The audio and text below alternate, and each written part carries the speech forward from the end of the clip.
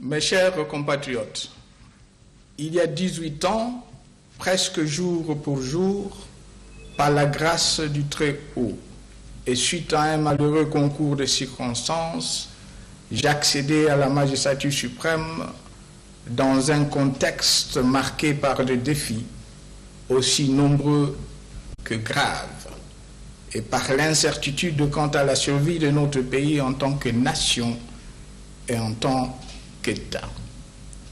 Miné par une activité économique déclinante, une inflation galopante et une dette extérieure insoutenable, ravagé par des conflits armés aux conséquences incommensurables et divisé en autant de principautés qu'il y avait des chefs de guerre, la République démocratique du Congo, notre pays,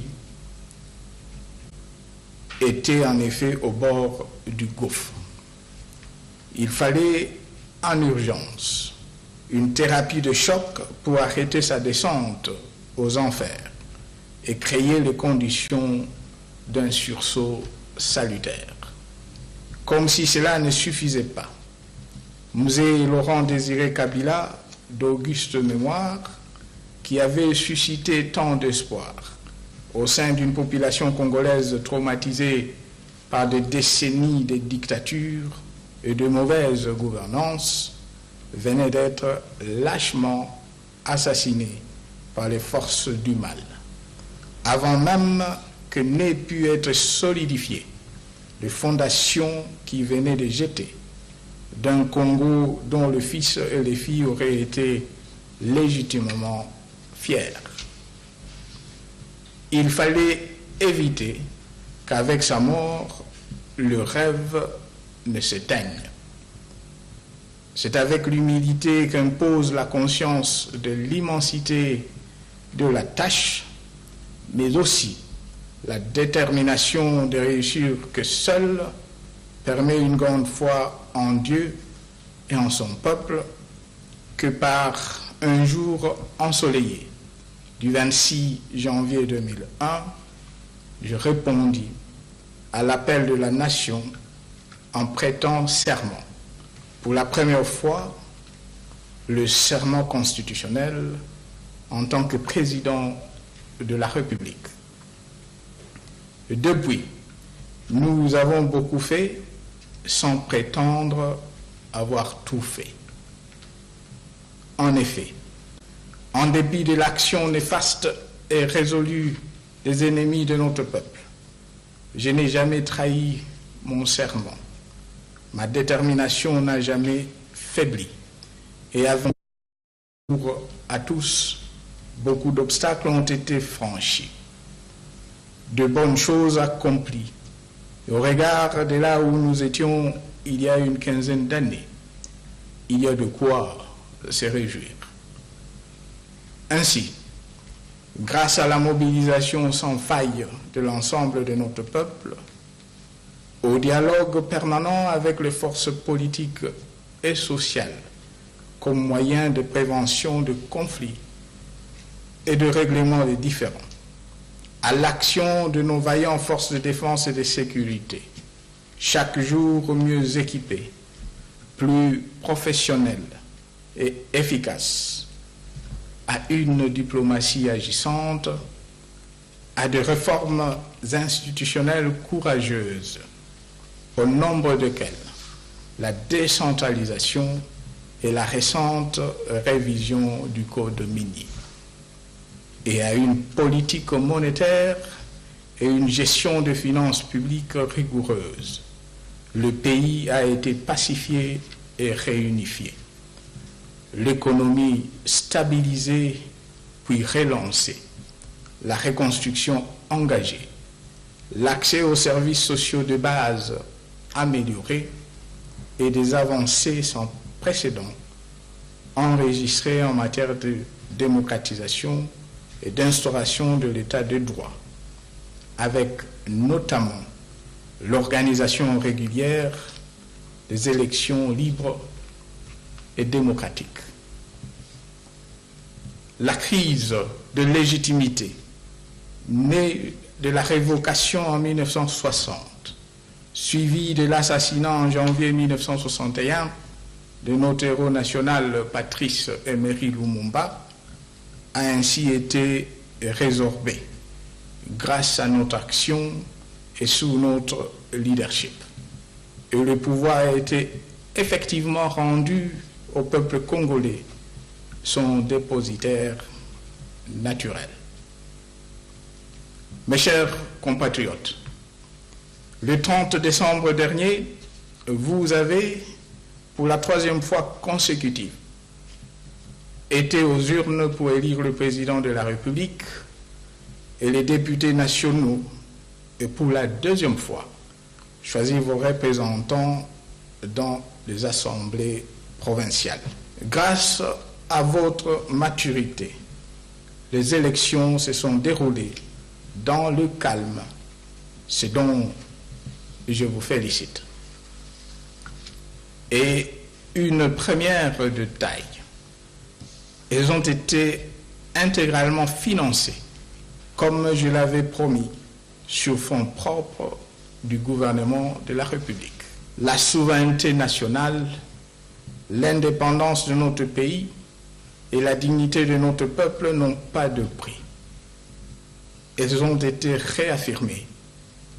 C'est un véritable motif de fierté. Elles doivent continuer à être défendues et sauvegardées, autant que doit l'être notre riche diversité culturelle. Ce principe et le respect constituent le fondement de notre nation et le ferment de notre vivre ensemble. Autant nos pères fondateurs et mes prédécesseurs me les ont légués, autant je les lègue à mon successeur.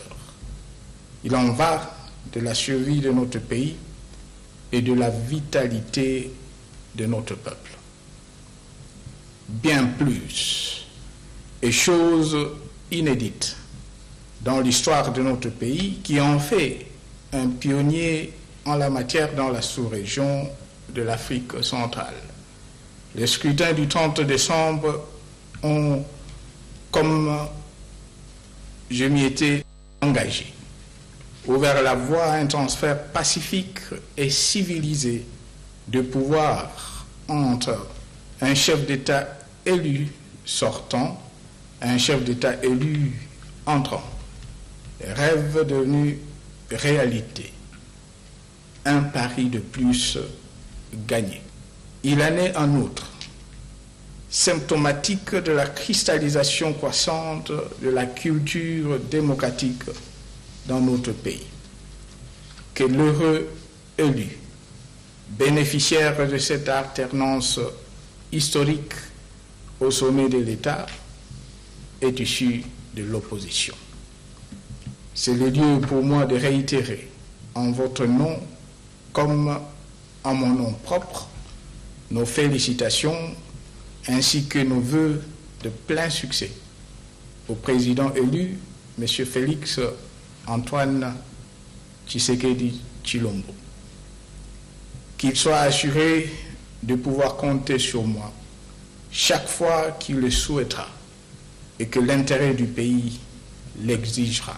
Je l'ai dit avec d'autant plus de force que, dans le choix fait par le souverain primaire de ne pas faire coïncider la majorité présidentielle et la majorité parlementaire, je lis non pas un appel à la cohabitation, mais une exhortation pressante de leaders politiques à regarder dans la même direction, à coaliser leurs efforts et à travailler ensemble pour la satisfaction des besoins de la population et le bien de la nation. Mes chers compatriotes, mon mandat se termine au moment où s'enracine la vision d'un grand Congo, à jamais libre et démocratique, qui m'a toujours animé. C'est grâce à cette vision, aux valeurs sûres et aux principes de redevabilité et de sanction par le peuple qui la sous-tendent et à l'impulsion de forces progressistes coalisée que nous pourrons légitimement espérer la poursuite du développement de notre pays et de nos provinces. J'en appelle donc à une grande coalition de toutes les forces progressistes. Coalition contre les forces prédatrices qui se sont liguées et qui tenteront toujours de se liguer pour s'accaparer de nos ressources naturelles sans contrepartie pour nos enfants et petits-enfants. Coalition pour défendre, y compris au prix du sacrifice suprême, l'indépendance, la souveraineté et l'intégrité territoriale de notre pays. Le droit légitime de notre peuple à l'autodétermination, ainsi que nos valeurs et notre dignité. Coalition pour une prospérité partagée et une cohésion nationale chaque jour renforcée, notre diversité étant un atout majeur. Coalition enfin pour parfaire les chantiers en cours et pour en ouvrir d'autres, plus ambitieux encore dans les domaines des infrastructures, du développement agricole, de transformation locale de nos ressources naturelles, de renforcement de notre leadership sur le continent, autant que sur le marché mondial des minéraux stratégiques. Bref, une coalition pour un Congo fort et prospère, havre de paix, facteur de stabilité régionale et locomotive du développement de l'Afrique. Mes chers compatriotes, la liberté, la démocratie, le bien-être et le développement sont des quêtes permanentes. Un chantier à jamais ouvert sur lequel nous sommes à tour de rôle appelés à servir. Avec votre concours, je fais ma part pour l'heure. Soyez-en vivement remerciés. Singulièrement nos compatriotes sous le drapeau. Respectueux de la Constitution, je vais demain passer la main sans regret ni remords, car en dépit des imperfections dues à toute œuvre humaine, le Congo revient de loin et repose sur des bases solides aujourd'hui, mais plutôt avec de vœux sincères, d'ardentes prières à celui qui, désormais, aura la charge de la nation. Je vous invite à le soutenir massivement, comme vous m'avez accompagné et soutenu tout au long des 18 dernières années. Cet appel s'adresse particulièrement à notre jeunesse, avenir du pays.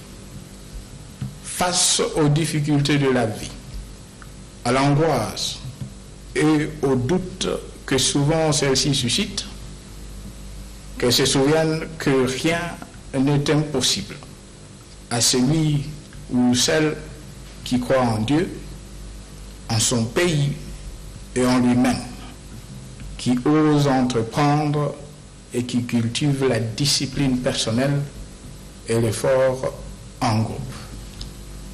En témoigne le jeune homme assermenté le 26 janvier 2001, aujourd'hui grisonnant.